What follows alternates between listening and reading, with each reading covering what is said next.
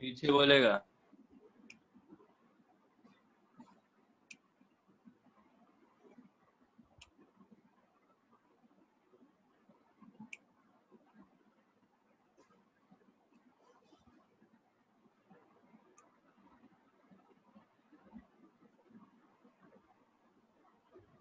कहाँ है?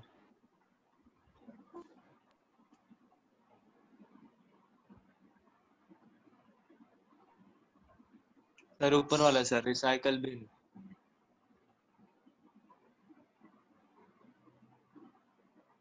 पिछले क्लास में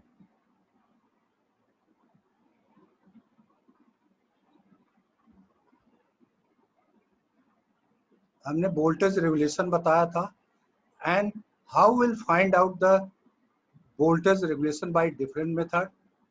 For small alternator, I have already explained you how we'll determine the voltage by direct test method, and for large alternator we are using three methods for determining the voltage regulation. First method जो है that is the synchronous impedance method. Second method जो है that is ampere turn method or EMF method, and third method is the Portier triangle method, zero power factor method or Portier triangle. तो ये तीन method से हम voltage regulation determine करते हैं. पहला हम मेथड जो है that is synchronous impedance method हमने स्टार्ट किया था. Regulation by synchronous impedance method से how we'll find out the voltage regulation. Direct method I have already explained you, and synchronous impedance method में वोल्टेज रेगुलेशन कैलकुलेट करने के लिए हमको तीन टेस्ट करने पड़ते हैं. पहला टेस्ट जो है that is DC resistance test. First test में हम जो है synchronous resistance armature resistance find out करते हैं, दैट इज डीसी टेस्ट के मदद से. दूसरा डाटा हमको आवश्यकता होती है, that is the second data is the open circuit characteristic. Open circuit characteristic we find out by the open circuit test. तीसरा है short circuit characteristic. Short circuit characteristic we can find out by short circuit test. तो ये तीन test हम जो है for determination of voltage regulation by synchronous impedance method के द्वारा हम फाइंड आउट करते हैं. तो इस मेथड में हमने आपको सिंक्रोनस इम्पीडेंस मेथड और ईएमएफ मेथड बताया था. तो ये तीनों चीजें जो है फाइंड आउट करने के लिए हमने डीसी टेस्ट आप लोगों को ऑलरेडी पिछले क्लास में एक्सप्लेन कर चुका हूँ. How will find the armature resistance, AC armature resistance, because AC armature resistance with the help of DC test. DC test के मदद से कैसे आप आर्मेचर रेजिस्टेंस को फाइंड आउट करते हैं. दूसरा है आपका open circuit test. Now will start the open circuit test, जिससे कि हम ओपन सर्किट कैरेक्टरिस्टिक को ड्रा करते हैं. ओपन सर्किट टेस्ट में पहला हम you see the circuit diagram of open circuit test.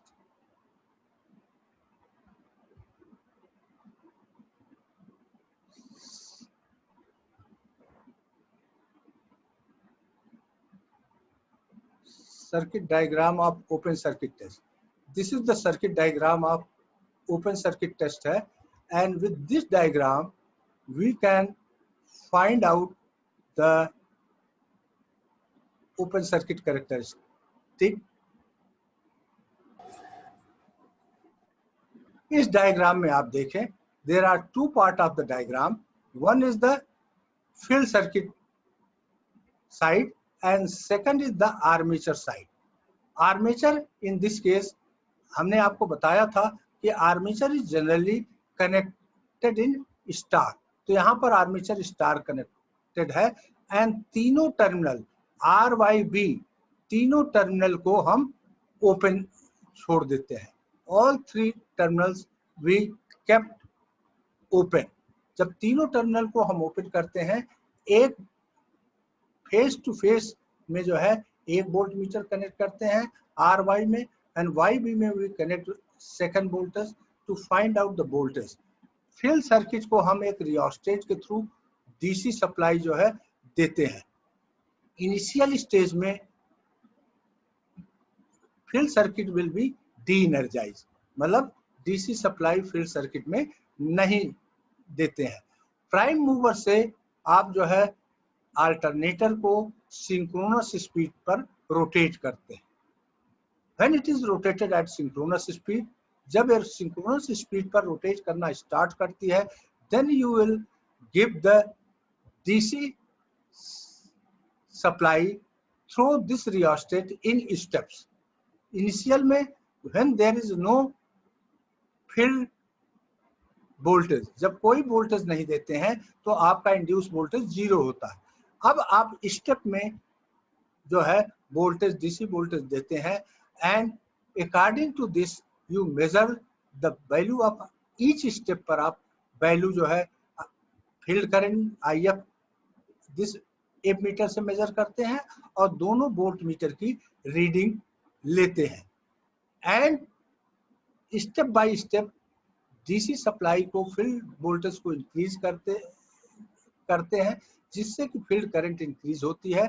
उससे जो है आपका आर्मेचर में जो कनेक्टेड वोल्टेज की रीडिंग इंक्रीज करती है। तो इस तरह से आपका जो है ये तब तक वोल्टेज स्टेप में बढ़ाते जाते हैं जब तक we are not getting rated voltage at this point. Generally field excitation को थोड़ा ज्यादा हम करते हैं, जिससे कि रेटेड वोल्टेज से लगभग 25% वोल्टेज इंक्रीज कर जाए। जब वोल्टेज इंक्रीज करेगा रेटेड वोल्टेज से, तभी then you will get the saturation level of the, तभी आपका कोर सैचुरेट होगा। इसलिए 25% ज्यादा वोल्टेज हम जो है लेते हैं। तो उस केस में when you will increase the voltage, आप ये दोनों वोल्ट मीटर की एवरेज रीडिंग लेते हैं according to this field current. Every step of increase of field current, हर स्टेप इंक्रीज फील्ड करंट पर ये रीडिंग लेते हैं, and these are the phase value. इस फेस वैल्यू को इनका एवरेज लेकर के इनको हम जो है that is converted, that is these are the terminal voltage. इस टर्मिनल वोल्टेज को हम फेस वैल्यू में कन्वर्ट करते हैं। Average of these two will be terminal voltage of one face. इसको हम जो है फेस वैल्यू में कन्वर्ट करते हैं, दैट इज V/√3 करके फेस वैल्यू में कन्वर्ट करते हैं, and we draw a graph, एक ग्राफ ड्रा करते हैं between phase value and field current के बीच में। वी ड्रा ए ग्राफ, इनके बीच में एक ग्राफ ड्रॉ करते हैं। If you see the graph, that is graph between phase value of voltage, जो वोल्टेज आपको वोल्टेज रीडिंग लिए हैं उसकी face value, and you and that will be the line value, that is face value open circuit EP and field current के बीच में एक graph draw करते हैं, क्योंकि EP is the no load voltage, जब कोई वोल्टेज नहीं कनेक्ट है, and you will find up to rated value of the voltage this curve will be straight line, but after that it will be turn. ये ऐसा क्यों होता है? Due to saturation of magnetic circuit. Magnetic circuit के saturation के कारण जो है आप फील्ड करंट बढ़ाते हैं, आपका इंड्यूस वोल्टेज जो है ऑलमोस्ट कांस्टेंट होता जाता है। तो इसलिए जो है दिस इज द ये कर्व जो है दैट इज टर्न हो जाता है। तो this is due to saturation of core. एक कोर के सैचुरेशन के कारण ये चीजें जो है आती है। Up to rated voltage this is a straight line. So in this way we draw the open circuit characteristic of a alternator. दूसरा टेस्ट जो है हम जो है that is short circuit characteristic. दूसरा हम फाइंड आउट करते हैं that is short circuit characteristic जो है। Second test is the short circuit. You see this circuit. This is the field circuit, similar as open circuit is, and this is the आपका जो है stator side, that is rotor, that is stator circuit, armature circuit. Armature circuit is connected into star. Armature circuit star में connect है. ये तीनों face को हम एक थिक वायर से, थिक कॉपर वायर से शॉर्ट कर देते हैं. Thick copper wires, all three terminals of armature binding is short circuited with the help of thick copper or aluminum wire. Thick wire से इसको शॉर्ट सर्किट कर देते हैं. उस और तीनों फेस में एक एमीटर कनेक्ट कर देते हैं. इन द फील्ड सर्किट में जो है एक एमीटर, एक रियोस्टेट, जिसके थ्रू हम डीसी सप्लाई देते हैं. फर्स्ट क्या करते हैं, डीसी सप्लाई को जो फील्ड सर्किट को है अनएनर्जाइज कंडीशन पे we kept at this point, जिससे कि कोई DC current, this field circuit will be unenergised during starting. ये अनएनर्जाइज स्टार्टिंग में रहता है. फिर आप प्राइम मूवर के with the prime mover you rotate the alternator up to synchronous speed. Rated synchronous speed तक इसको रोटेट करते हैं. Then you apply the voltage. From here you apply the DC voltage in step, और every step you will note down these 3 ammeter reading. तीनों ammeter की reading आप जो है नोट डाउन कर लेते हैं. And we take 3 to 4 reading. In this case, when ये तब तक ये वोल्टेज फील्ड वोल्टेज इंक्रीज करते हैं जब तक कि ये तीनों ammeter will not indicate the rated, that is full load current. Rated current या फुल लोड करंट जब तक ये तीनों एमीटर नहीं शो करते. जब तीनों एमीटर रेटेड और फुल लोड करंट शो करने लगते हैं, then will stop the experiment. Experiment को स्टॉप कर देते हैं. तीनों एमीटर की average reading for each steps हम ले लेते हैं. Then will draw a graph between this short circuited armature current versus field current के बीच में एक ग्राफ ड्रा करते हैं. उस ग्राफ को हम that is short circuit characteristic कहते हैं. उस ग्राफ को हम शॉर्ट सर्किट कैरेक्टरिस्टिक कहते हैं. And that graph you can draw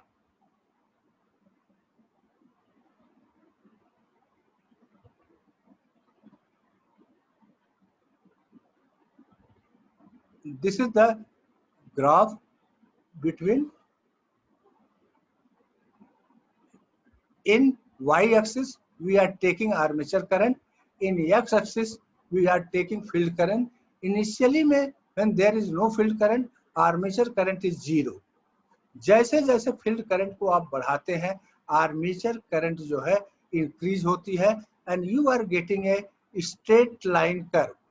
इसमें जो है straight line curve आप पाते हैं. Why you are getting straight line curve? इसमें आप देखें क्योंकि आपका armature binding is short circuited. जब आर्मेचर बाइंडिंग शॉर्ट सर्किट होती है तो आपका इनपुट वोल्टेज जो आप देते हैं at very reduce voltage, about 25 to 30% voltage पर ही आपका जो है that is rated current armature current will become full load current पर पहुंच जाती है. इसलिए आपको अबाउट 30%, 25 to 30% वोल्टेज ही इनपुट देना पड़ता है. Since input voltage is less, जब इनपुट वोल्टेज जो है आपका फील्ड सर्किट को कम देना पड़ता है, उस केस में आपका फ्लक्स जो एयर गैप में प्रोड्यूस होता है that is very very small. और दूसरा कारण जो है second, the power factor of the machine is about zero lagging. Power factor जो मशीन का होता है इस स्टेज में जीरो लैगिंग हो जाता है. So that armature reaction is demagnetising nature. तो आर्मेचर पहला एयर गैप में फ्लक्स कम हो जाता है, आर्मेचर रिएक्शन डीमैग्नेटाइजिंग रहता है. इसके कारण एक एयर गैप में फ्लक्स को और रिड्यूस कर देता है। ड्यू टू दिस रीजन आपका सेचुरेशन नहीं एग्जिस्ट करता है और this line will be remain as a straight line. तो आपका ओपन सर्किट कैरेक्टरिस्टिक जो है अप टू रेटेड वोल्टेज तक स्ट्रेट लाइन होती है। Due to saturation it will be turn और आपका short circuit characteristic will remain straight line due to this reason. तो ये आपका दोनों कैरेक्टरिस्टिक आपने you have find out with the open circuit and short circuit. आपने short circuit open circuit characteristic draw कर लिया, short circuit. Then how will calculate the ZS.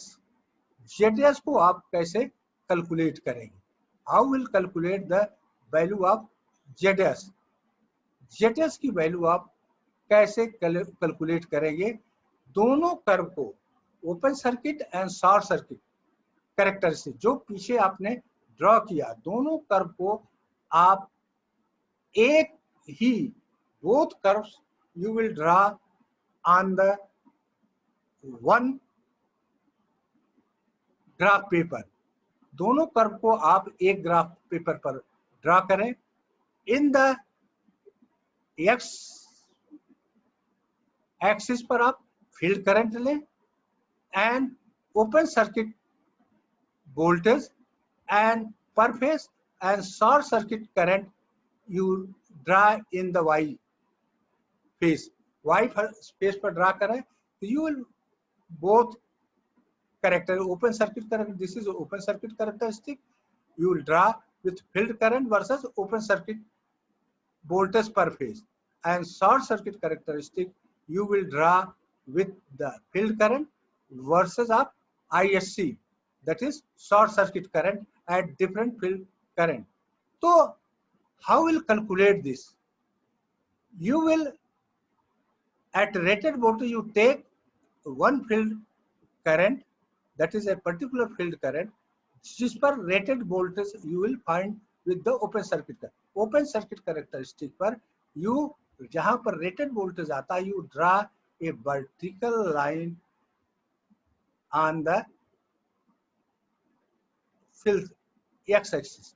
तो एक वर्टिकल लाइन x एक्सिस से सेम एक्साइटेशन पे draw करें जिससे कि ये ओपन सर्किट कैरेक्टरिस्टिक को आपका रेटेड वोल्टेज पर कट करें। And it is also short circuit को that is B point, short circuit को ये सी पॉइंट पर कनेक्ट करता है। तो what will be the in this way what will be the impedance. Impedance जो होगा that is ZS is equal to open circuit voltage per phase upon short circuit armature current per phase for the same field excitation. एक ही field current पर जो open circuit voltage per phase होगा and short circuit current जो per phase होगा उसको आप जो है ड्रॉ कर लेंगे। तो you can calculate by this. अब आप देखें from this figure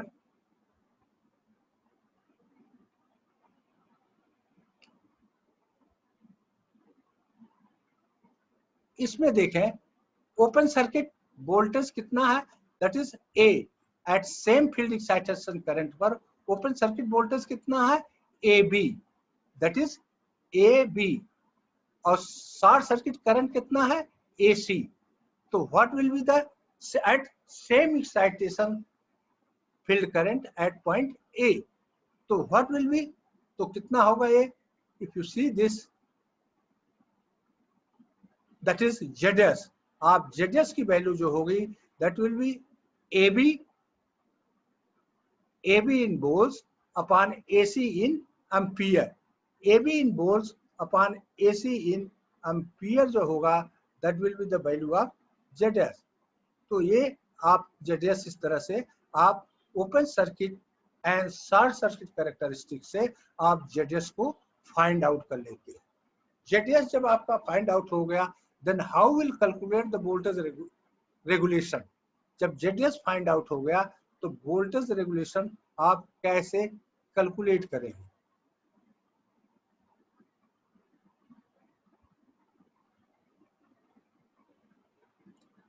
ZS कितने के बराबर होता है?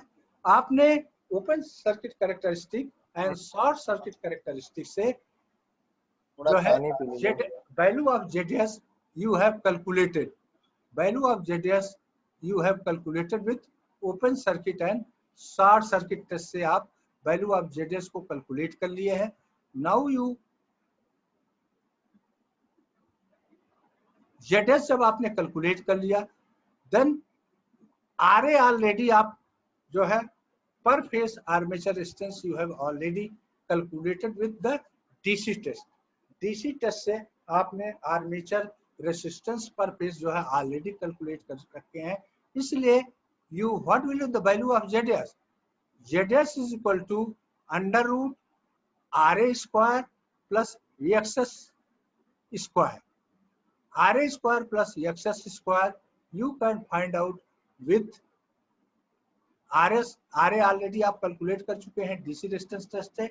XS आपको फाइंड आउट करना है and ZS you have already calculated with the open circuit and short circuit test. So what will be the value of XS? XS is equal to under root ZS square minus RA square. ZS square into RA square से you calculate, then value of XS आपने calculate कर लिया. No load induced voltage per phase EP कैसे find out करने हैं? आपको हमने जब फेजर डायग्राम बता रहे थे with phasor diagram at different load I have find out the expression of EP. कैसे फेजर डायग्राम से आप जो है पर फेज वोल्टेज आप कैलकुलेट करेंगे. If you remember that equations, if you remember that equation, that is EP is equal to B cos phi plus IA square plus B sin phi plus IA XS square. For lagging power factor के लिए हम lagging power factor phasor diagram से calculate कर चुके हैं. दूसरा when your power factor is EP की वैल्यू यू कैन कैलकुलेट, क्योंकि पावर फैक्टर ऑलवेज गिवन होता है इसमें.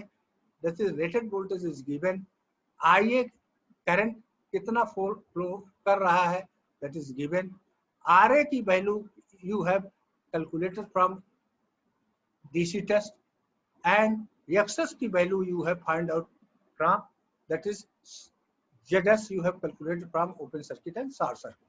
इस तरह से आप EB की EP मतलब induced voltage per phase you calculate. अगर लोड जो है लीडिंग पावर फैक्टर लोड है, अगर load leading power factor load है तो हमने leading power factor phasor diagram से we have derived, already derived, that is E phase is equal to under root B cos phi plus IA R square plus B sin phi minus IA XS whole square for leading power factor. इस तरह से अगर power factor leading power factor है तो we can find out the phase voltage, no load voltage we can calculate with this. जब ये voltage हमको मालूम हो गया, the regulation can be determine, तो हम रेगुलेशन जो है we can determine the regulation by this test. Regulation कैसे? I have already explain, that is percentage regulation is E phase minus V phase, E phase minus B phase upon B phase into 100.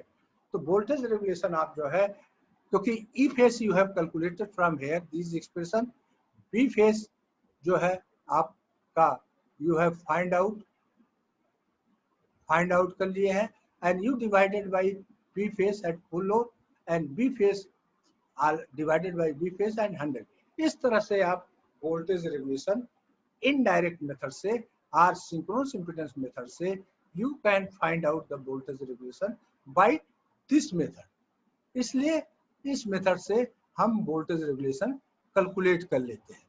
तो this method is the main advantage of this method is the, आप जो है इस method से जो है जो मुख्य